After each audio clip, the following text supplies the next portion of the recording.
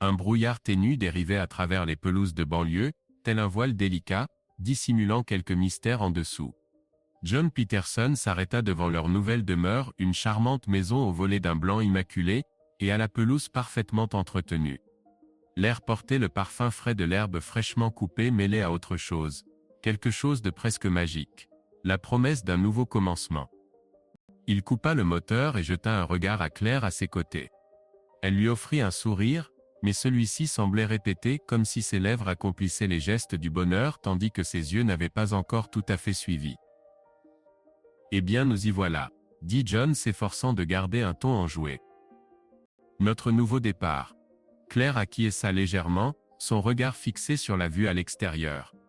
Ses doigts jouaient nerveusement avec le bord de son écharpe, et John ne put s'empêcher de remarquer avec quelle force elle serrait le tissu. Il choisit de garder le silence. Ces derniers mois avaient été impitoyables, quitter son emploi, fuir le chaos de Chicago, d'innombrables disputes au sujet de leur avenir. Cette maison dans la banlieue de Boston représentait leur compromis, leur ultime tentative pour recoller les morceaux de ce qui s'effritait. « Allons la visiter », suggéra Claire, tendant la main vers la poignée de la portière. Sa voix avait une légèreté, presque espiègle, qui prit John au dépourvu. Elle n'avait pas eu cette intonation depuis une éternité. Tandis qu'ils sortaient, John examina leur nouvelle rue. Les maisons s'alignaient en rangées parfaites, chacune avec sa propre personnalité. Certaines arboraient de vibrants jardins fleuris, d'autres avaient des vélos d'enfants éparpillés sur les porches. Tout le quartier rayonnait d'une paix qui avait fait défaut à leur ancienne vie. Emma et Lucas avaient déjà bondi hors de la voiture et couraient autour du jardin de devant, leurs rires emplissant l'air. Emma, 10 ans, tournoyait en cercle les bras écartés tandis que Lucas, 8 ans, tentait désespérément de la suivre. John se surprit à sourire, bien qu'une douleur familière lui tiraillât la poitrine. Quand avait-il ressenti pour la dernière fois une joie si pure? Claire se dirigea vers le porche d'entrée, ses talons claquant doucement sur l'allée. Elle s'arrêta devant la porte et se retourna vers John. Quelque chose de différent scintilla dans ses yeux. Pas tout à fait du bonheur, pas de l'épuisement non plus, mais une étincelle qu'il ne parvenait pas à déchiffrer. « As-tu les clés ?» demanda-t-elle. John tâta sa poche et sortit le trousseau. Après avoir déverrouillé la porte, il s'effaça pour laisser Claire entrer en premier. L'intérieur embaumait la peinture fraîche et le bois neuf. Les pièces vides paraissaient immenses, leurs pas créant un écho à chaque foulée. Claire déambula dans le salon, effleurant du bout des doigts le rebord de la fenêtre avant de contempler la demeure voisine. « Ce sera parfait ici », murmura-t-elle, sa voix à peine perceptible. « Je le sens. » John s'apprêtait à répondre, mais la voix enjouée d'Emma trancha le moment. « Papa, puis-je choisir ma chambre ? » ?»« Absolument, va explorer, » lui cria-t-il en retour, et les deux enfants gravirent l'escalier dans un tonnerre de pas. Claire se tourna vers lui, son expression s'adoucissant. « Ils sont heureux, » observa-t-elle. « C'est déjà quelque chose. » John acquiesça, bien que son esprit fût ailleurs. Claire se comportait différemment. Ni froide ni renfermée, bien au contraire. Une énergie émanait d'elle qu'il n'avait plus perçue depuis les premiers temps de leur mariage. Mais cette énergie semblait étrangère, comme si elle appartenait à une version de Claire qu'il n'avait jamais rencontrée en 15 années de vie commune. Ils se lancèrent dans le déballage, et vers midi la maison commençait à ressembler à un foyer. Les cartons de déménagement encombraient encore les coins, mais ils avaient disposé les meubles et même installé la cafetière dans la cuisine. John luttait avec la configuration d'Internet quand quelqu'un frappa à la porte d'entrée. Claire s'essuya les mains sur un torchon et alla ouvrir. Deux personnes se tenaient sur leur seuil, un homme et une femme, tous deux paraissant avoir la quarantaine. L'homme était grand avec des cheveux bruns courts touchés par un gris distingué aux tempes, tenant une bouteille de vin. La femme était menue avec de magnifiques boucles brunes, et un sourire si authentique et chaleureux que John se surprit à lui sourire en retour, bien qu'il n'eût aucune idée de qui ils étaient. « Bonsoir », dit la femme, sa voix mélodieuse teintée d'un accent subtil que John ne parvenait pas à identifier. « Nous sommes vos voisins, Mark et Rachel. Nous habitons juste en face, et avons pensé passer vous saluer pour nous présenter. »« Oh, comme c'est adorable !» Claire s'avança, son visage s'illuminant. « je suis Claire, et voici John, mon époux. Entrez, je vous prie. John se releva du sol, époussetant ses mains. Il serra la main de Mark une poignée ferme et assurée et salua Rachel d'un signe de tête. Elle le regardait avec curiosité, ses yeux verts aux longs cils semblaient l'étudier. Nous avons apporté un petit présent. Mark dit, tendant la bouteille, bienvenue dans notre petit paradis. Merci, Claire prit le vin, ses doigts s'attardant sur l'étiquette. C'est si inattendu, nous n'avons même pas encore déterminé où se trouvent nos verres. Rachel rit, oh c'est tout à fait normal. Nous avons vécu la même chose lorsque nous avons déménagé il y a 3 ans. Si besoin est, je peux emprunter quelques verres.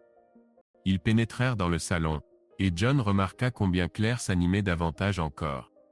Elle plaisantait, riait, évoquait le déménagement, racontant comment Lucas avait failli perdre son dinosaure en peluche dans la voiture.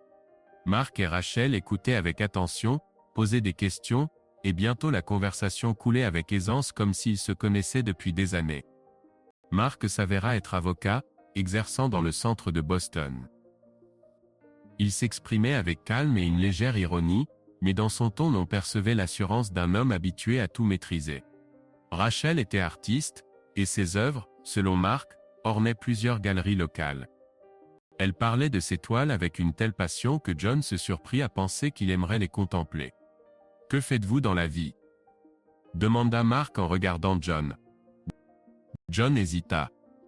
Cette question qu'il redoutait depuis des mois. « Je traverse une période de transition, » dit-il en tentant de sourire. « Je travaillais dans le marketing mais maintenant je cherche quelque chose de nouveau. » Mark acquiesça sans poser d'autres questions, et John lui en fut reconnaissant. Claire, comme si elle ressentait un malaise, changea rapidement de sujet en interrogeant Rachel sur les écoles du quartier. La conversation redevint animée, mais John remarqua la façon dont Mark regardait Claire non pas seulement par politesse, mais avec une sorte d'intérêt dissimulé. C'était fugace, mais John ressentit un pincement d'irritation. Les voisins partirent 1 heure plus tard, laissant derrière eux une légère sensation de chaleur, et une bouteille de vin sur la table. Claire ferma la porte et se tourna vers John, les yeux pétillants. « Ils sont si charmants, n'est-ce pas ?» dit-elle. « On dirait que nous sommes tombés au bon endroit. » « Oui, » répondit John, mais ses pensées étaient ailleurs. Il ne parvenait pas à chasser l'impression que quelque chose clochait dans cette idylle. Le soir venu, la maison s'emplit de sons familiers. Emma jouait du piano qu'ils avaient apporté de Chicago. Lucas regardait des dessins animés, et Claire préparait le dîner. John était assis sur le canapé, parcourant les actualités sur son téléphone, mais son regard revenait sans cesse vers sa femme. Elle fredonnait en découpant les légumes et paraissait heureuse. Trop heureuse pour une femme qui, il y a encore 1 mois, pleurait la nuit en pensant qu'il ne l'entendait pas. Il se leva et s'approcha d'elle. « Claire, tout va bien ?» demanda-t-il doucement. Elle se retourna, les sourcils levés. « Bien sûr. Pourquoi cette question? Tu es juste différente aujourd'hui. » Elle sourit, mais il y avait quelque chose de subtilement acéré dans ce sourire. Peut-être suis-je simplement heureuse que nous recommencions à zéro. Elle dit, retournant à sa découpe. Tu devrais l'essayer aussi, John. Ses paroles le blessèrent, mais il ne protesta point. Au lieu de cela, il prit les verres et ouvrit la bouteille que Mark et Rachel avaient apportée. Le vin se révéla acidulé avec un léger arrière-goût de baie. Ils burent un verre et Claire parla de ses projets, inscrire les enfants à l'école, trouver un emploi, peut-être même faire du yoga comme Rachel. John écoutait, mais ses pensées tournaient autour de ce regard chez Mark, de cette étincelle dans les yeux de Claire, de la façon dont elle tripotait son foulard le matin. La nuit allongée dans sa nouvelle chambre, John contemplait le plafond. Claire dormait à ses côtés. Sa respiration était régulière et paisible. Il se tourna vers elle, mais dans l'obscurité il ne distinguait que les contours de son visage. Quelque chose avait changé, et il ne savait pas si c'était en elle ou en lui-même. Cette maison, cette banlieue, ses voisins, tout semblait parfait. Mais John savait que la perfection dissimule toujours des fissures, et il sentait que ces fissures avaient déjà commencé à apparaître. 1 année s'était écoulée, et la banlieue était devenue non seulement un nouveau foyer pour les Peterson, mais une partie intégrante de leur existence. La rue, qui jadis paraissait trop bien entretenue, était désormais familière. John savait que le samedi, M. Kelly du jardin voisin tondait sa pelouse à exactement 8 heures du matin, et que Mme Harteman promenait son terrier chaque soir. Emma et Lucas s'étaient fait des amis, leur rire résonnait dans la cour presque quotidiennement. Claire semblait s'épanouir. Elle avait trouvé un emploi à la bibliothèque locale, s'était inscrite à un cours d'art avec Rachel, et avait acquis des connaissances que John avait à peine le temps de retenir. Son énergie, cette même étincelle qui l'avait alerté le jour du déménagement, était maintenant devenue familière. Mais parfois, dans de rares moments de silence, John se surprenait à penser qu'il ne savait pas ce qui se cachait derrière son sourire. Il avait lui-même trouvé un emploi, pas celui dont il rêvait, mais stable dans une petite agence publicitaire de Boston. Le matin commençait par le café, le trajet vers le travail par les embouteillages, le soir par le dîner et les récits de Claire sur sa journée. La vie s'était installée dans une routine, mais John ne parvenait pas à se défaire du sentiment que quelque chose lui échappait. Claire était là, mais ses pensées, ses véritables sentiments semblaient hors d'atteinte. Ce soir-là, tout était comme à l'accoutumée. Claire était en retard à une réunion avec ses amis, les enfants dormaient déjà, et John décida de ranger le sac qu'elle avait laissé dans la cuisine. C'était son sac préféré, en cuir, usé, avec une multitude de poches, que Claire appelait un trou noir. Il cherchait un chargeur de téléphone lorsque ses doigts heurtèrent quelque chose de dur. John sortit une petite clé USB, noire, sans aucune inscription. Il la retourna dans ses mains et fronça les sourcils. Claire n'avait jamais mentionné cette clé USB, et en général elle utilisait rarement de tels objets, elle stockait tout dans le nuage. John s'assit à la table de la cuisine, ouvrit son ordinateur portable et inséra la clé USB. Un dossier apparut à l'écran avec plusieurs fichiers vidéo nommés simplement par des numéros. 1, 2, 3, aucun indice, aucune marque. Il hésita, sentant l'anxiété monter dans sa poitrine. C'était personnel à quelqu'un d'autre, mais la curiosité ou quelque chose de plus profond, semblable à un pressentiment. Il cliqua sur le premier fichier. L'écran se remplit d'une chambre à coucher éclairée par la douce lumière d'une lampe. La caméra restait immobile, comme si quelqu'un l'avait installée sur une étagère. John reconnut le couvre-lit, les oreillers, c'était leur chambre, mais pas leur maison. C'était la maison de Mark et Rachel. Il l'avait vue quand il était venu à leur barbecue l'été dernier. Son cœur se mit à battre la chamade quand Claire apparut dans le cadre. Elle riait, ses cheveux étaient détachés, et ses vêtements étaient le même chemisier qu'elle avait porté pour leur anniversaire. Mark se tenait en face d'elle, sa main sur sa taille. Il parlait mais les mots ne pouvaient être entendus. L'enregistrement était sans son. Et puis ils s'embrassèrent, lentement, avec assurance, comme des gens pour qui ce n'était pas la première fois. John se figea. Ses doigts agrippèrent le bord de la table.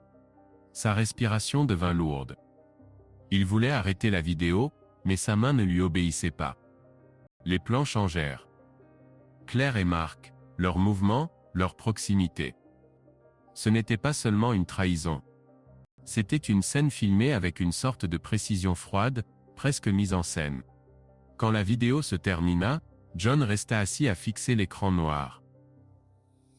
Il y avait une boule dans sa gorge et un vide dans sa tête. Il ouvrit le fichier suivant. Cette fois l'endroit était différent. Une pièce inconnue avec de grandes fenêtres. Claire était là, mais pas avec Mark. Un homme que John ne connaissait pas, grand, avec un tatouage sur l'épaule, l'enlaçait. Il riait. Leurs gestes étaient détendus, intimes. John ferma le fichier sans le regarder jusqu'au bout. Le troisième fichier, Claire et une femme qu'il reconnaissait. C'était Linda, l'amie de Rachel qui assistait souvent à leurs soirées. Le quatrième, Claire et Rachel. La cinquième entrée, Mark à nouveau, mais avec une autre femme pas Claire. John retira la clé USB de l'ordinateur portable et la serra dans son poing. Ses mains tremblaient mais il ne ressentait ni colère ni douleur, seulement un engourdissement. Ce n'était pas simplement une trahison. C'était tout un réseau, une toile dans laquelle Claire n'était pas une victime, mais une participante active. Il tenta de se rappeler quand il avait remarqué les changements chez elle, mais réalisa qu'ils avaient toujours été là dans sa vivacité soudaine, dans ses nouveaux amis, dans ses réponses évasives aux questions les plus simples.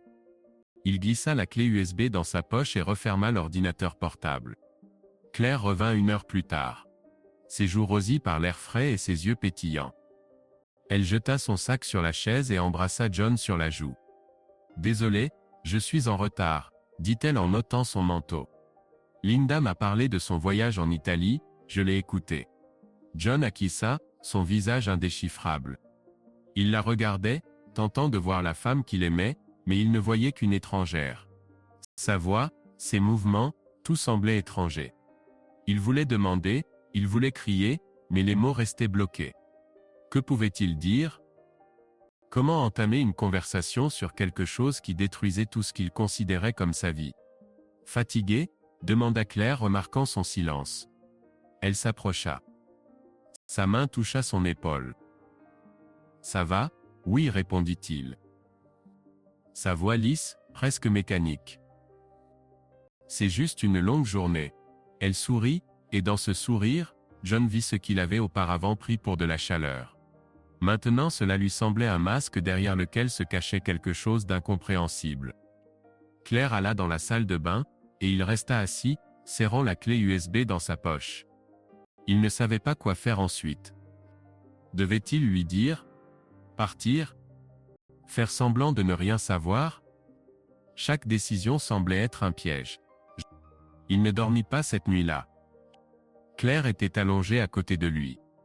Sa respiration était calme, comme si le monde autour d'elle ne s'effondrait pas. John regardait le plafond, et les images de la clé USB défilaient devant ses yeux. Il pensait à quel point il avait été aveugle, comment il n'avait pas remarqué les indices. Les soirées auxquelles Claire se rendait seule. Ses longues promenades avec Rachel. Sa passion soudaine pour de nouveaux passe-temps. Tout s'assemblait en un tableau qu'il avait refusé de voir. Mais ce qui l'effrayait le plus, ce n'était pas la trahison. Ce qui l'effrayait, c'était qu'il l'aimait encore. Même maintenant, connaissant la vérité, il ne pouvait pas simplement l'effacer de sa vie. Cette pensée était la pire de toutes, elle le rendait faible, vulnérable, un homme qui s'accroche à une illusion, même quand elle s'effrite en poussière. Le matin, Claire partit au travail, et John resta à la maison. Il sortit la clé USB, et l'inséra de nouveau dans l'ordinateur portable. Non pas pour revoir les enregistrements, il ne le pouvait pas. Il voulait comprendre ce que cela signifiait. Était-ce son secret qu'elle gardait jalousement? Ou quelqu'un d'autre était-il dans la confidence? Peut-être Mark, Rachel, Linda. Il ouvrit le dossier et remarqua que les fichiers avaient été créés à différents moments, certains plusieurs mois auparavant, d'autres à peine quelques semaines plus tôt. Ce n'était pas un acte isolé, pas un élan impulsif. C'était un système. John referma l'ordinateur portable et dissimula la clé USB dans le tiroir de son bureau. Il décida qu'il ne dirait rien pour l'instant. Non pas qu'il eût peur, non pas qu'il voulût la protéger. Il ne savait simplement plus qui il était désormais, un époux, une victime, un observateur. Il avait besoin de temps pour comprendre comment vivre avec cette connaissance, et peut-être pour saisir qui Claire était devenue. John s'éveilla avec le sentiment que le monde autour de lui s'était amenuisé, comme si la réalité s'était muée en une coquille fragile prête à se fissurer au moindre effleurement. Il demeura allongé dans le lit, contemplant Claire endormie, son visage calme et serein lui paraissant désormais étranger. La clé USB, cachée dans le tiroir du bureau, brûlait ses pensées tel un charbon ardent. Il ne parvenait pas à chasser de son esprit ces images, ces scènes qui bouleversaient tout ce qu'il croyait savoir de son épouse, de sa vie. Mais la colère qui l'attendait ne vint point. À sa place s'installait un vide froid, visqueux comme le brouillard qui enveloppait leur banlieue. Il décida de ne pas s'entretenir avec Claire. Pas maintenant. Non qu'il craignît sa réaction ou ses paroles. John ne se faisait tout simplement plus confiance. Que ferait-il? Crierait-il? Partirait-il? Pardonnerait-il? Chacune de ses décisions lui semblait erronée, prématurée. Il voulait comprendre. Non seulement pourquoi Claire avait agi ainsi, mais aussi jusqu'où s'étendait cette toile, qui d'autres s'y trouvaient pris, depuis combien de temps elle se tissait dans son dos. Il se sentait tel un enquêteur dans sa propre existence, ce qui était à la fois humiliant et étrangement exaltant. Au matin, lorsque Claire partit travailler et que les enfants s'élancèrent vers l'école, John s'installa à la table de la cuisine avec une tasse de café déjà refroidie. Il sortit un carnet et commença à consigner tout ce qu'il savait. Les noms Mark, Rachel, Linda, l'homme inconnu au tatouage. Les lieux, la maison de Mark et Rachel, cette chambre inconnue aux grandes fenêtres. Les dates, les fichiers de la clé USB s'étalaient sur près d'une année, avec des interruptions de plusieurs semaines. Il tenta de déceler un motif, mais ses pensées demeuraient confuses. Pourquoi Claire conservait-elle ces enregistrements? Était-ce son idée? Ou quelqu'un d'autre les filmait-il? Et si tel était le cas, dans quel dessin? John décida de commencer par ce qu'il pouvait maîtriser, l'observation. Il n'était point un espion.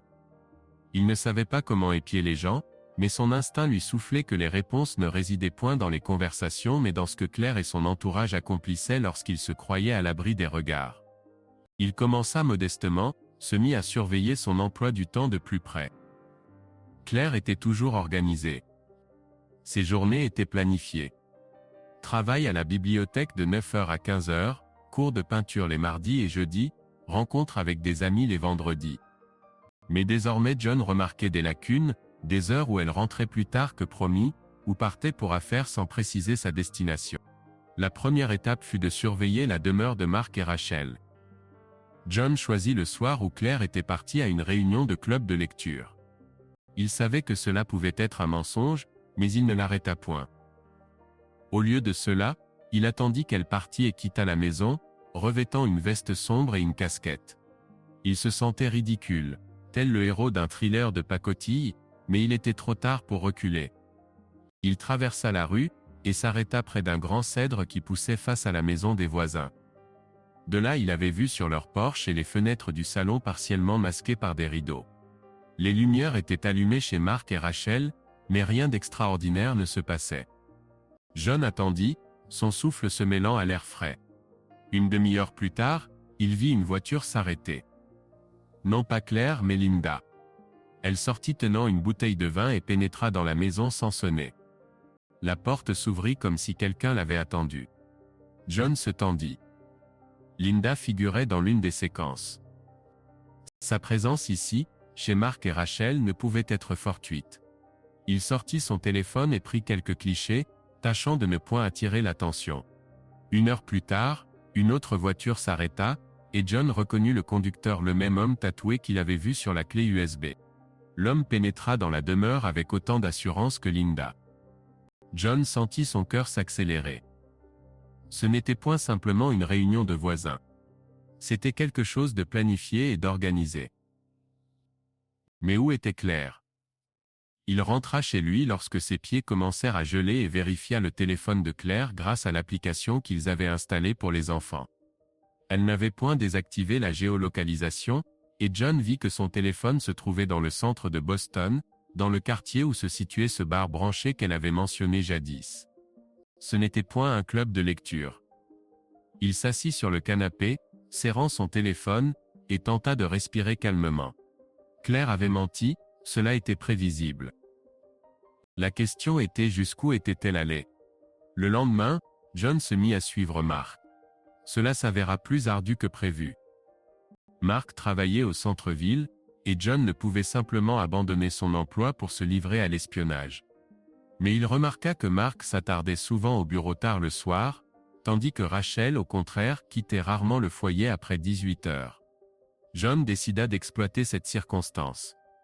Il échafauda un prétexte, il sollicita les conseils de Mark concernant un nouvel emploi. Prétendument, il avait besoin de l'avis d'un juriste. Mark, comme à son habitude, se montra affable et suggéra qu'ils se rencontrent dans un café non loin de son cabinet. L'entrevue se déroula sans accroc. Mark dissertait sur les contrats, sur le marché de l'emploi, sur les différences entre Boston et Chicago. John acquiesçait mais ses yeux scrutaient chaque geste, chaque regard. Mark paraissait détendu, mais John remarqua qu'il vérifiait discrètement son téléphone à l'arrivée d'un message. Ce fut fugace, mais John parvint à apercevoir le nom de l'expéditrice Linda. Mark rangea prestement l'appareil et poursuivit la conversation, mais John eut l'intuition d'avoir touché dans le mille. Après l'entrevue, il demeura au café, commanda un autre café, et ouvrit son ordinateur portable. John n'était point un pirate informatique, mais il savait comment rechercher des informations. Il commença par les réseaux sociaux. La page de Mark était d'un ennui mortel, des photographies de Rachel, des publications sur les événements locaux, quelques clichés de vacances. Rachel publiait davantage. Ses toiles, des scènes d'atelier, des photographies de soirée. John parcourut ses publications des derniers mois, et constata que Claire y apparaissait plus fréquemment qu'il ne l'avait imaginé. Elles étaient ensemble aux expositions, aux pique-niques, même à quelques ateliers de céramique. Mais quelque chose dans ces photographies l'inquiétait.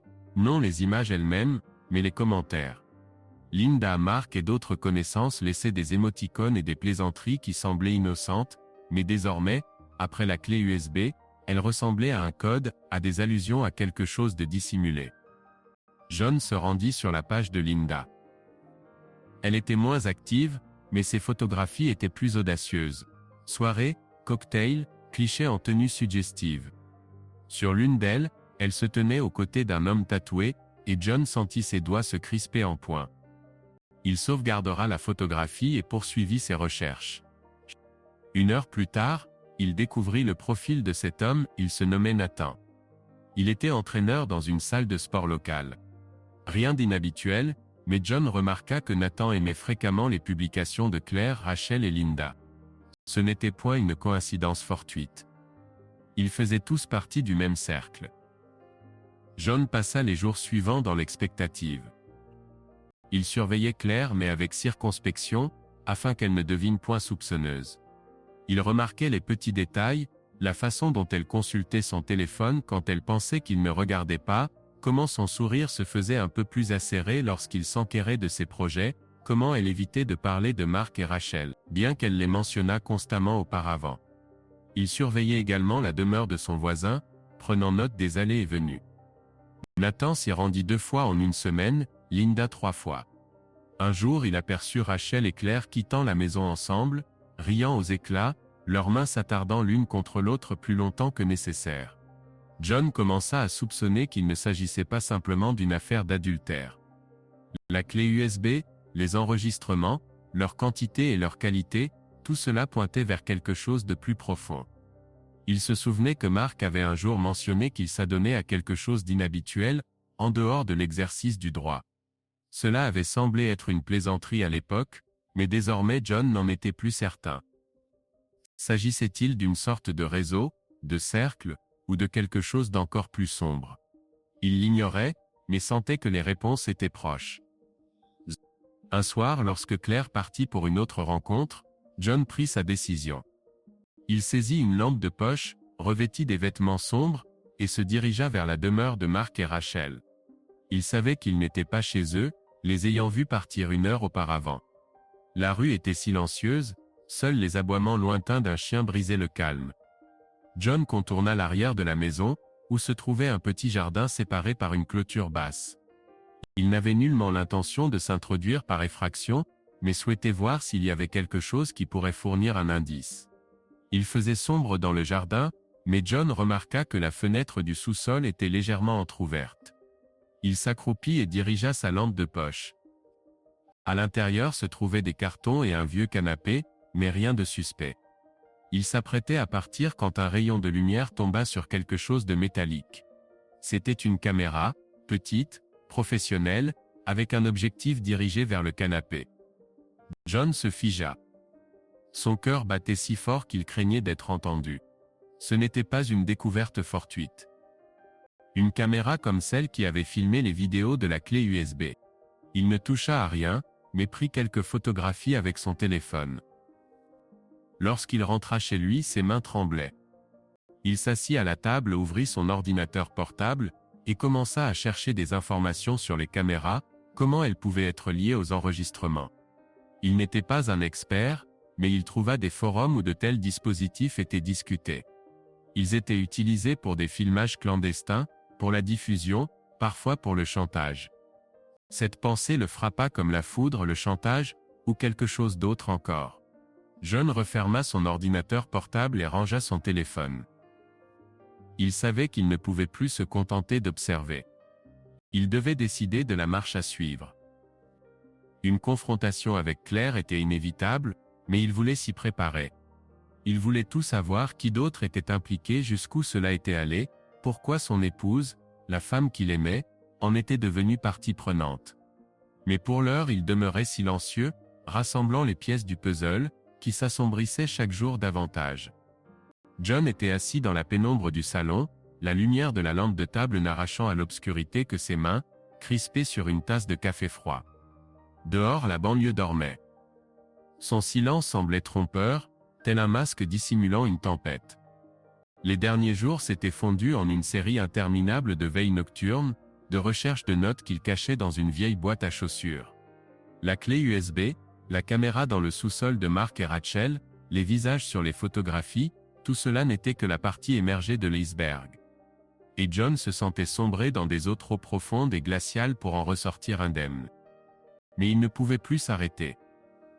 Ses observations de Claire, Mark et leur cercle de connaissances commençaient à porter leurs fruits, mais pas ceux qu'il escomptait. Il s'attendait à découvrir des preuves de trahison, peut-être des témoignages de quelques perfidies personnelles, mais il trouva au contraire un système soigneusement orchestré, presque invisible aux regards extérieurs. Ce n'était pas une simple duperie, ni une liaison fortuite. C'était un cercle, un réseau où chaque participant était à la fois prédateur et proie. Et plus John en apprenait, plus il réalisait avec clarté que sa vie, son mariage, son foyer n'étaient que les pièces du jeu d'autrui. Tout avait commencé avec cette caméra, qu'il avait remarquée dans le sous-sol de son voisin. Après cette nuit-là, John ne parvenait plus à trouver le sommeil. Ses pensées tournaient autour d'une seule question, pourquoi ? Pourquoi quelqu'un installerait-il une caméra dans un sous-sol ? Pour filmer des scènes qui finissent ensuite sur une clé USB dans le sac de son épouse. Il se mit en quête de réponses, mais pas dans les conversations, il n'était pas encore prêt pour une confrontation avec Claire. Au lieu de cela, il creusa plus profond, utilisant tous les moyens à sa disposition.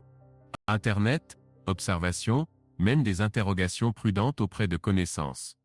La première percée survint par hasard. John remarqua que Mark se rendait souvent au centre de Boston le soir, toujours dans le même quartier, un quartier huppé aux demeures luxueuses et aux clubs privés. Un jour, sous prétexte de travail, John le suivit. Il se gara sur le côté, observant Mark pénétrer dans un bâtiment anonyme orné d'une porte noire et d'une petite plaque ne portant que le numéro 47. John prit une photographie et entreprit de rechercher des informations sur cet endroit. L'édifice appartenait officiellement à une société de capital investissement, mais des rumeurs circulaient en ligne concernant des réceptions privées destinées à quelques élus. Aucun détail, seulement des allusions qui s'évanouissaient dès qu'il tentait d'approfondir ses recherches. Il retourna aux photographies qu'il avait rassemblées au cours de semaines de surveillance. Linda, Nathan, Rachel, Claire, tous apparaissaient sur les clichés en compagnie des mêmes personnes. Des hommes et des femmes dont John commençait à mémoriser les visages. Il entreprit de les rechercher sur les réseaux sociaux, dans les actualités, dans toutes les sources accessibles. Les noms émergèrent l'un après l'autre et chaque découverte frappa comme un coup de marteau. Un juge du tribunal de district qu'il avait aperçu lors d'une collecte de fonds locale, un procureur dont le visage apparaissait dans les reportages sur des affaires retentissantes, un homme d'affaires propriétaire d'une chaîne de cliniques dans le Massachusetts, un médecin que Claire avait autrefois qualifié d'excellent spécialiste. Ces personnes n'étaient pas de simples voisins fortuits, elles faisaient partie de quelque chose de plus vaste et leur connexion s'étendait bien au-delà de la banlieue. John commença à soupçonner qu'il s'agissait de bien plus qu'un simple groupe d'amis organisant des soirées secrètes. La vidéo sur la clé USB, la caméra, leur comportement, tout indiquait un système où chaque participant jouait un rôle. Il se souvint comment Mark avait dit un jour, en riant, que dans cette ville tout le monde se connaît et tout le monde se doit quelque chose. Cela avait semblé être une plaisanterie à l'époque, mais désormais John percevait un sens caché dans ses paroles. Il entreprit de rechercher des informations sur les clubs d'échange de partenaires, les sociétés secrètes, tout ce qui pourrait expliquer ce qu'il avait observé, et plus il lisait, plus cela devenait limpide. Il ne s'agissait pas simplement de divertissement. C'était du chantage. Il découvrit un ancien forum où des utilisateurs anonymes discutaient de tels réseaux. L'un des messages décrivait un stratagème: les participants, souvent des personnalités influentes, rejoignent un cercle fermé où ils échangent leurs partenaires, filment tout, puis utilisent les enregistrements comme moyen de pression. Si quelqu'un souhaite se retirer, on le fait chanter avec des preuves compromettantes. Si quelqu'un transgresse les règles, les enregistrements tombent entre les mains de ceux qui peuvent détruire carrière, réputation et existence. John sentit sa gorge se serrer.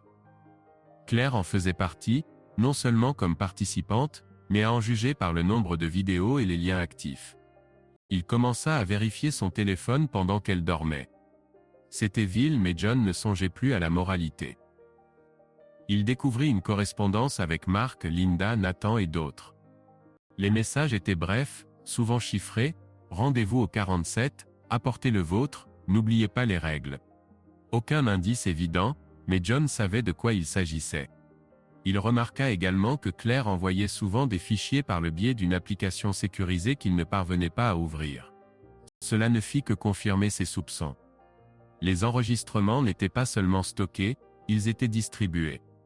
Un soir, lorsque Claire partit pour une autre réunion, John décida de franchir un pas désespéré. Il savait que Mark et Rachel étaient chez eux, mais il s'aventura de nouveau vers leur sous-sol. Cette fois, il fut plus prudent. Il enfila des gants et prit un petit jeu d'outils qu'il avait trouvé dans le garage. La fenêtre du sous-sol était encore légèrement entr'ouverte, comme si personne ne se souciait de la sécurité. John s'introduisit avec précaution, s'efforçant de ne rien toucher. La caméra était toujours là, mais il y avait maintenant un disque dur externe à côté, connecté à un petit appareil qui ressemblait à un routeur. Il ne toucha pas au disque, mais photographia tout ce qu'il put. Dans un coin du sous-sol, il remarqua une boîte de documents. John l'ouvrit et se figea. À l'intérieur se trouvaient des dossiers avec des noms. Tous ne se connaissaient pas entre eux, mais il en reconnut quelques-uns: le juge, le procureur, le médecin. Dans l'un des dossiers se trouvait une photographie de Claire attachée à une feuille de papier avec ses informations, son adresse, son travail, même des renseignements sur ses enfants. Son cœur se mit à battre la chamade. Ce n'était pas seulement un jeu. C'était un réseau où chaque participant était sous contrôle. Chacun savait qu'il pouvait être détruit. John émergea du sous-sol, sentant la sueur couler dans son dos. Il rentra chez lui, et cacha les photographies dans un dossier chiffré sur son ordinateur portable. Maintenant il savait à quoi il avait affaire, mais cette connaissance n'apportait aucun soulagement. Au contraire, elle rendait tout pire. Claire ne le trompait pas seulement. Elle faisait partie d'une machine qui broyait les vies, les carrières, les familles. Et lui, John, était un rouage aveugle dans cette machine, un mari qui n'avait rien remarqué jusqu'à ce que son monde s'effondre. Il commença à réfléchir à la façon de sortir de cette situation. Dire à Claire ce qu'il savait, aller voir la police, mais que dirait-il? Il n'avait que des photographies, une clé USB et des suppositions. Et contre lui se dressaient des gens avec du pouvoir, de l'argent, des relations juges, procureurs, hommes d'affaires. Ils n'étaient pas seulement des participants, ils protégeaient ce réseau. John se souvint avoir vu le juge une fois à une soirée chez Mark et Rachel. Il paraissait ordinaire, voire ennuyeux, mais à présent John réalisait qu'il y avait quelque chose d'autre dissimulé derrière son sourire. Il décida d'approfondir ses recherches. Le lendemain, il prit un jour de congé et se rendit au centre de Boston, au bâtiment numéro 40. En plein jour, celui-ci paraissait encore plus anodin: porte vitrée, sécurité, une plaque avec le nom de l'entreprise. John prétendit être coursier pour entrer, mais ne fut pas autorisé à dépasser le hall d'accueil. Cependant, il remarqua les caméras de surveillance et les personnes qui pénétraient dans l'immeuble. L'une d'elles était le médecin qu'il avait vu sur les photographies. L'autre était une femme dont le visage avait fait les actualités en tant qu'associée dans un grand cabinet d'avocats. John rentra chez lui et commença à cartographier les connexions. Il dessina des noms, des flèches, des dates, tentant de comprendre qui dirigeait tout cela. Mark, Rachel, ou quelqu'un qu'il ne connaissait pas encore. Il se mit également à réfléchir à Claire. Pourquoi s'était-elle impliquée dans cette affaire? Était-elle une victime qui avait été entraînée malgré elle, ou avait-elle délibérément choisi cette voie? Il se remémorait leur mariage, leur querelle, ses larmes, sa vivacité soudaine après leur déménagement. Peut-être cherchait-elle un moyen d'échapper à sa routine, ou était-elle victime de chantage comme les autres? Mais la vidéo, son comportement, son assurance, tout indiquait qu'elle n'était pas une victime. Une nuit, tandis que Claire dormait, John vérifia de nouveau son téléphone. Il trouva un nouveau message de Mark. Demain au 47. Ne sois pas en retard. Nouvelle règle. John sentit ses doigts se crisper. Il voulait faire irruption dans la chambre, la réveiller et exiger des réponses. Mais au lieu de cela, il prit une capture d'écran et remit le téléphone en place. Il savait qu'une confrontation directe ne mènerait à rien. Claire mentirait ou dirait la vérité, ce qui ruinerait tout, et il n'était pas encore prêt pour cela. À la place, il décida de prendre un risque. Il voulait pénétrer dans le bâtiment 47 pour voir ce qui se passait à l'intérieur. Il ne savait pas comment s'y prendre, mais il sentait que c'était sa seule chance de comprendre jusqu'où s'étendait ce réseau, et comment en sortir Claire ou lui-même. Il commença à chercher des informations sur l'entreprise propriétaire du bâtiment, et trouva le nom du propriétaire, un homme d'affaires dont il avait vu le visage lors d'une des soirées. C'était une autre pièce du puzzle, mais John savait qu'il devenait de plus en plus dangereux de les assembler. Il regarda Claire endormie et l'amour et le dégoût se livraient bataille dans sa poitrine. Elle était son épouse, la mère de ses enfants, mais désormais elle faisait aussi partie de quelque chose qu'il ne pouvait comprendre. Et plus il s'enfonçait dans ce mystère, plus il comprenait avec clarté. Il n'y avait peut-être aucune issue pour elle, pour lui, pour eux. Le silence dans la demeure Peterson devint presque palpable, tel l'air glacé précédant l'orage. John ressentait sa présence chaque soir au dîner avec Claire et les enfants, lorsque son sourire semblait trop précis, et que ses propres paroles résonnaient de manière mécanique. Il savait qu'elle remarquait sa distance, ses regards qui s'attardaient sur elle un peu plus longtemps que nécessaire. Claire était intelligente, observatrice, et John comprenait que ses tentatives de dissimuler ses soupçons ne pouvaient passer inaperçues. Mais il continuait à garder le silence, rassemblant les pièces de la mosaïque, qui s'assombrissait chaque jour davantage. La clé USB, la caméra dans la cave, les noms de personnalités influentes, l'immeuble portant le numéro 40, tout cela était réel, mais John ne savait toujours pas comment approcher la vérité sans détruire sa vie. Claire, de son côté, agissait comme si rien n'avait changé. Elle préparait le petit déjeuner, riait avec les enfants, parlait de son travail à la bibliothèque, mais John voyait comme ses doigts tremblaient légèrement lorsqu'elle versait le café, comme ses yeux l'évitaient quand il tentait de poser une question directe. Elle savait qu'il soupçonnait quelque chose, et cette connaissance, tel un mur invisible, grandissait entre eux. Tout changea ce vendredi soir. Les enfants passaient la nuit chez des amis, la maison semblait inhabituellement vide. Claire rentra plus tard que d'habitude, les joues légèrement empourprées, et dans ses mains se trouvait une bouteille de vin qu'elle posa sur la table de la cuisine. John était assis dans le salon, parcourant les actualités sur son ordinateur portable, mais son esprit était ailleurs. Il ferma l'écran lorsqu'elle entra et la regarda. Son sourire était doux, presque tendre, mais il y avait quelque chose de nouveau. Une incertitude mêlée de détermination. « Prenons un verre », suggéra-t-elle en sortant les verres. « Cela fait longtemps que nous n'avons pas passé une soirée ensemble. » John acquiesça, bien que sa poitrine se serrât. Il sentait que ce n'était pas simplement un désir de se détendre. Claire voulait dire quelque chose, et il craignait d'entendre ce que c'était. Ils s'installèrent à table, le vin se révéla âpre, avec un léger arrière-goût de pruneau. Claire prit une gorgée et le regarda, ses yeux scintillant dans la lumière de la lampe. « John, tu as été distant dernièrement » commença-t-elle, sa voix était calme, mais on y percevait une note de prudence. S'est-il passé quelque chose? Il se figea, ses doigts se crispant sur le pied de son verre. C'était le moment qu'il avait attendu et redouté à la fois. Il aurait pu tout révéler au sujet de la clé USB, de la caméra, de sa correspondance, de l'immeuble car. Mais au lieu de cela, il secoua la tête. Juste le travail, mentit-il, beaucoup de tension. Claire inclina la tête, son regard devenant plus attentif. Elle posa le verre sur la table et se rapprocha. « Tu sais que tu peux me parler, n'est-ce pas » dit-elle. « Nous avons toujours été honnêtes l'un envers l'autre. » Ce mot honnête, le transperça comme une lame. Il plongea son regard dans le sien, tentant d'y déceler ne serait-ce qu'une lueur de repentir, mais il n'y vit que cette même étincelle qui était apparue le jour du déménagement. John déglutit et se força à sourire. « Bien sûr, » répondit-il, mais sa voix était rauque. Claire demeura silencieuse quelques secondes, puis sa main se posa sur la sienne. Ses doigts étaient chauds, mais John ressentit un froid glacial. « Je veux que tu sois heureux, » dit-elle doucement. « Nous le méritons tous les deux. La vie ici, en ce lieu, elle pourrait être différente, plus libre. » John fronça les sourcils, ne saisissant pas où elle voulait en venir. Claire prit une autre gorgée de vin comme pour rassembler son courage. « Je sais que tu as remarqué comme j'ai changé, » poursuivit-elle, « et je veux être franche avec toi. Il existe une communauté, des gens qui vivent différemment. Ils ne sont pas entravés par les règles et n'ont pas peur de leurs désirs. C'est libérateur, John.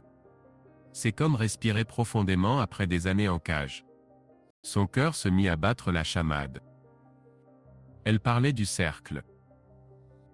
Sans le nommer directement, sans révéler de détails, mais c'était bien cela. John sentit le sang affluer à ses tempes. Il voulait crier, demander comment elle avait pu, mais au lieu de cela il demeura silencieux, la laissant continuer. « Mark, Rachel, Linda, ils font tous partie de cela, » dit Claire, sa voix plus basse, mais plus assurée. « Moi aussi. Il ne s'agit pas d'infidélité, John. Il s'agit de liberté. D'être soi-même. Je veux que tu essaies. Avec nous. » Ces paroles flottèrent dans l'air, lourdes comme du plomb. John la regarda, tentant de comprendre ce qu'elle suggérait. L'attirer dans ce réseau, dans cette toile de chantage et de mensonges qu'il avait mise au jour. Il se sentit nauséeux, mais son visage demeura impassible. « Es-tu sérieuse ?» demanda-t-il. Sa voix était égale, mais tout bouillonnait à l'intérieur. Claire acquiesça, ses yeux cherchant sa réaction. « Ce n'est pas ce que tu penses, » dit-elle. « Ce n'est pas sordide. Ce n'est pas vil. C'est comme un nouveau niveau d'intimité. Nous pourrions être dans cela ensemble.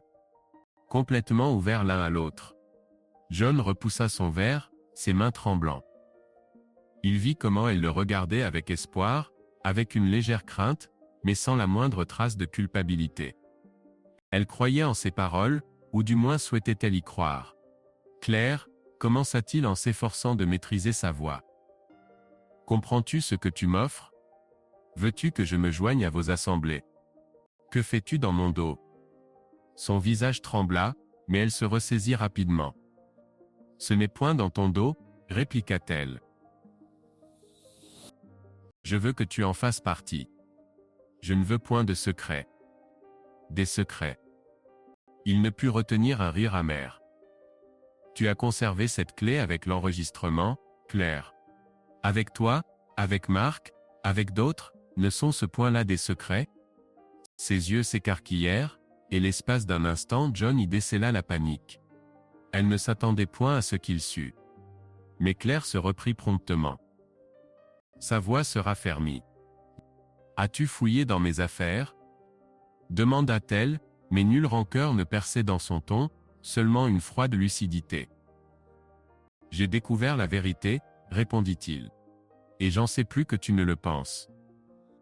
Il ne s'agit point seulement de communauté, Claire.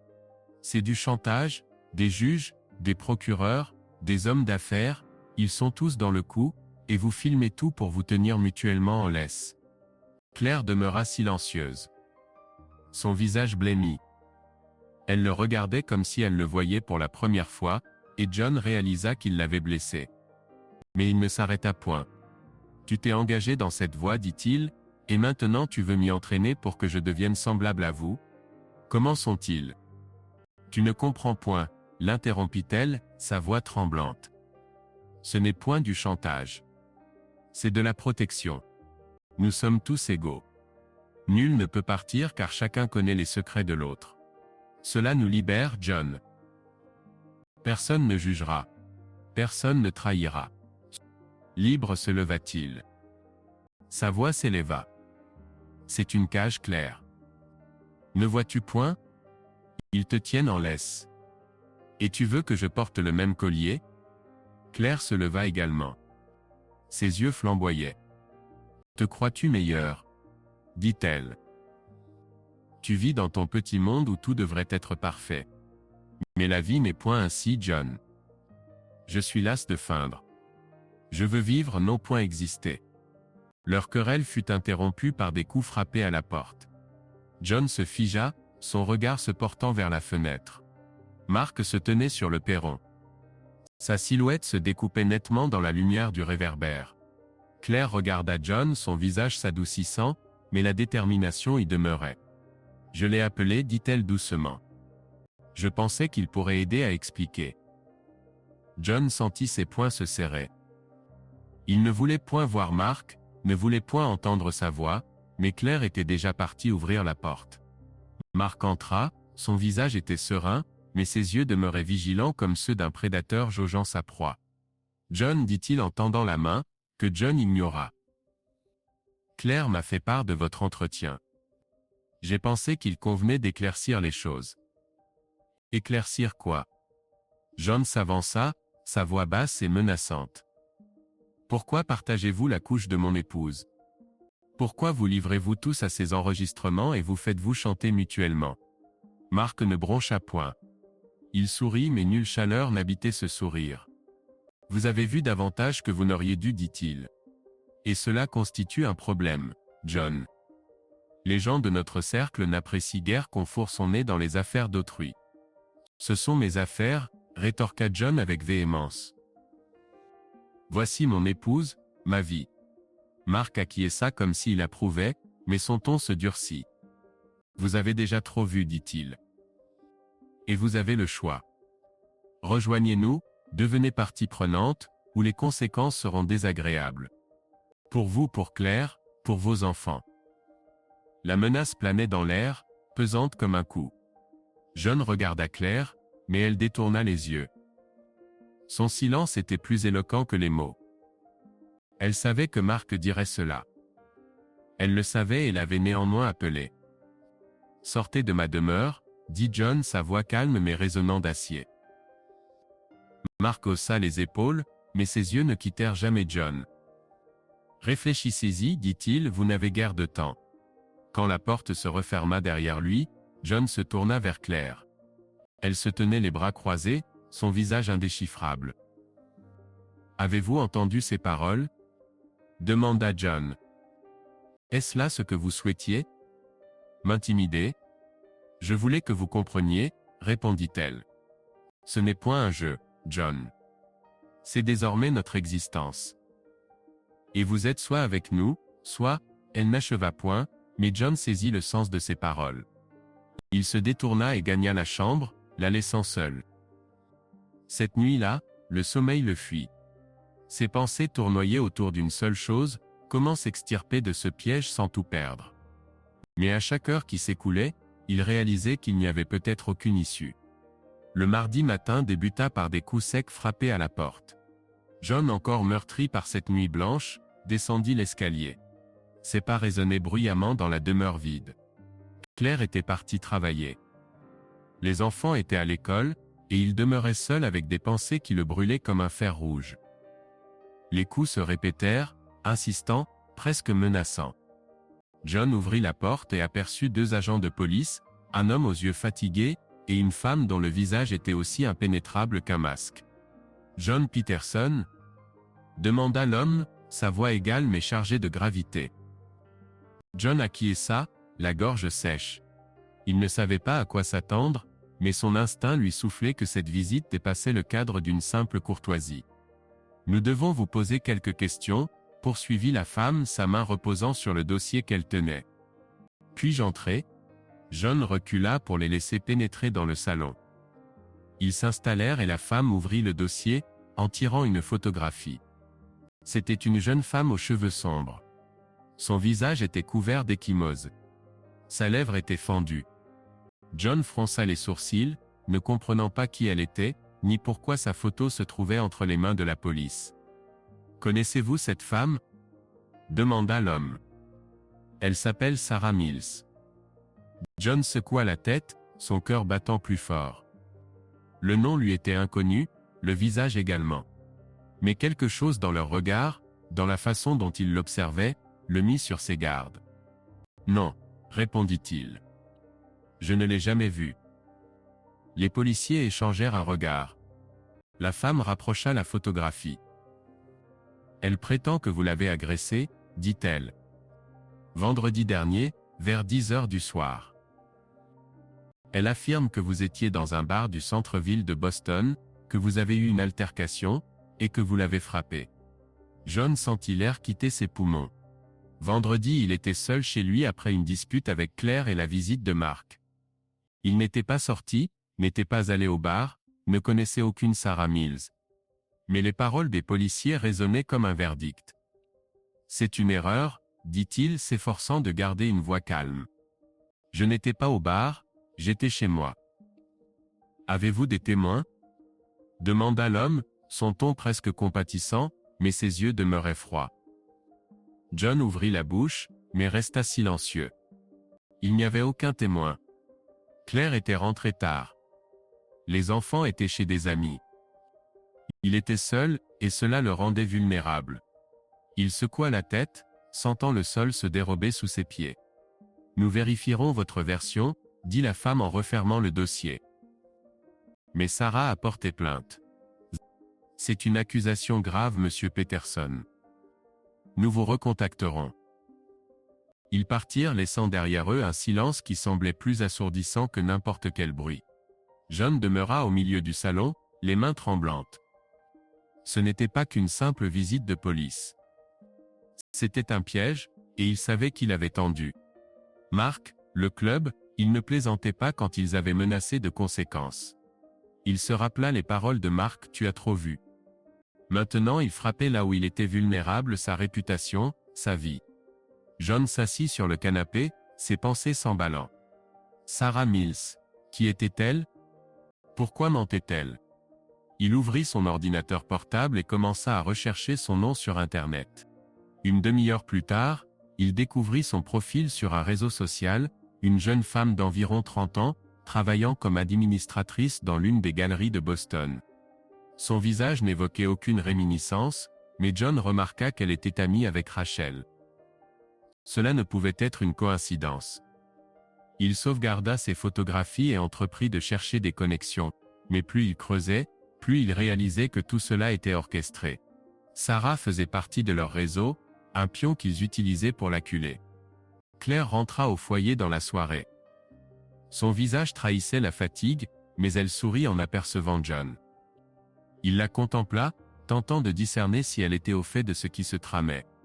Son comportement demeurait inchangé, elle préparait le dîner, s'enquérait de sa journée. Mais John sentait qu'elle évitait son regard. Il ne mentionna point la visite de la police. Non par manque de volonté, mais parce qu'il ne savait comment aborder le sujet. Elle en faisait partie, et sa réaction pourrait être n'importe quoi, du mensonge à un aveu qu'il n'était pas prêt à entendre. Le lendemain, les choses s'aggravèrent. Ce matin-là, John reçut une missive de son supérieur. Brève, officielle. Nous avons été informés d'un incident possible vous impliquant. Jusqu'à ce que la situation s'éclaircisse, nous sommes contraints de vous suspendre de vos fonctions. John relut la lettre 3 fois, ses doigts se crispant en point. Ce n'était pas seulement un coup porté à sa réputation. C'était une tentative d'anéantir son existence. Sans emploi et accusé de violence, il devenait un paria, et il savait que ce n'était que le commencement. Dans la soirée, l'école téléphona. La directrice, une femme à la voix douce, demanda à John de venir pour un entretien. « Ce n'est rien de grave, dit-elle, mais nous avons reçu une plainte d'un parent. Nous souhaitons en discuter. » John comprit que la plainte était liée à la même affaire. Quelqu'un, peut-être Mark, peut-être quelqu'un de leur cercle répandait des rumeurs pour l'isoler. Il sentit les murs se refermer autour de lui, l'air s'épaissir, rendant la respiration plus difficile. Il ne dormit point cette nuit-là. Il demeura allongé, fixant le plafond, songeant à la rapidité avec laquelle tout s'effondrait. Il était seul face à un système qui savait comment détruire. Claire dormait à ses côtés. Sa respiration était régulière, mais John ne la voyait plus comme une épouse. Elle faisait partie de cette machine, et son silence, sa tentative de l'impliquer dans le club ne faisait que le confirmer. Au matin, on frappa de nouveau à la porte. Cette fois, c'était Mark. Il se tenait sur le perron, vêtu d'un manteau sombre. Son visage était calme, mais ses yeux étaient acérés comme des lames. Jean ne voulait pas le laisser entrer, mais Mark ne lui laissa guère le choix. « Nous devons nous entretenir », déclara-t-il en franchissant le seuil sans attendre d'invitation. Jean referma la porte, ses poings se crispant. Il était prêt à frapper, mais savait que cela ne résoudrait rien. Mark s'installa sur le canapé, sa posture détendue, mais empreinte d'une autorité palpable. « Tu es dans de beaux draps, Jean », commença-t-il, sa voix presque amicale. « La police, le travail, l'école. Ce n'est point un hasard. Comprends-tu pourquoi cela t'arrive ?» Jean demeura silencieux. Son regard rivait sur Mark. Il n'avait nulle intention de se prêter à ces jeux. « Tu peux tout arranger, » poursuivit Mark. « Il te suffit de cesser de résister. Rejoins-nous. Demain soir au manoir du juge Walters, il y aura une réception. Tu viendras et tous tes tourments s'évanouiront. La police se retirera, le travail reviendra, et les rumeurs cesseront. Et si je refuse ? Demanda Jean, sa voix grave, presque rauque. Mark sourit, mais son sourire était dénué de toute chaleur. Alors les choses empireront, dit-il. Sarah Mills n'est que le commencement. Nous possédons les enregistrements, Jean. Pas seulement avec Claire, mais avec toi. Tes déambulations, ta surveillance. Nous pouvons te faire passer non seulement pour un violeur, mais pour quelque chose de bien pire. Souhaites-tu cela pour toi ? Pour Emma et Lucas, la mention des enfants frappa Jean comme la foudre. Il fit un pas en avant, mais Mark ne broncha même pas. Ne commets aucune imprudence, dit-il. Tu ne peux nous arrêter, mais tu peux faire partie de notre cercle. C'est ta seule option. Mark partit, laissant derrière lui un silence qui résonnait dans ses oreilles. Jean s'affaissa, ses mains tremblantes. Il savait que Mark ne bluffait point. Ils avaient orchestré l'accusation avec Sarah. Ils pouvaient orchestrer n'importe quoi. Ils avaient des relations, de l'argent, du pouvoir. Le juge Walter, le procureur, les hommes d'affaires, ils faisaient tous partie de ce réseau, et Jean représentait une menace pour eux.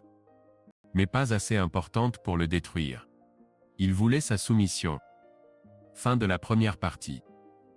Soutenez-nous avec le bouton j'aime et partagez vos réflexions sur l'histoire dans les commentaires. Merci.